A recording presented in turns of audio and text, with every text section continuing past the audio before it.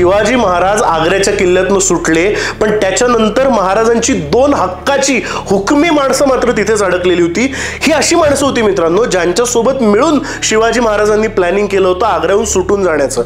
आता ही माणसं अडकली आहेत म्हटल्यानंतर औरंगजेबाने त्यांना पकडलं, त्यांचा प्रचंड छळ सुरू केला। म्हणजे त्यांना इतक्या वेदना दिल्या, त्यांच्यावर आसुडाचे फटके मारले, त्यांना डांबून ठेवलं, त्यांच्या नाकामध्ये मिठाच्या पुड्या कोंबल्या। केवळ एकच मागणं होतं औरंगजेबाचं की शिवाजी कुठल्या मार्गाने पळून गेला हे आम्हाला सांग। या माणसांना माहिती होतं, सगळा प्लॅन माहिती होता।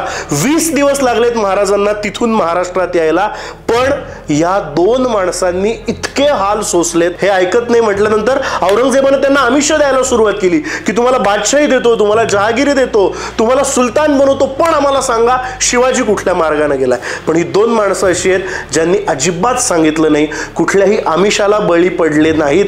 त्यांनी इतकं सहन केलं, इतकं सोसलं, पण सांगितलं नाहीत महाराज कुठून गेलेत।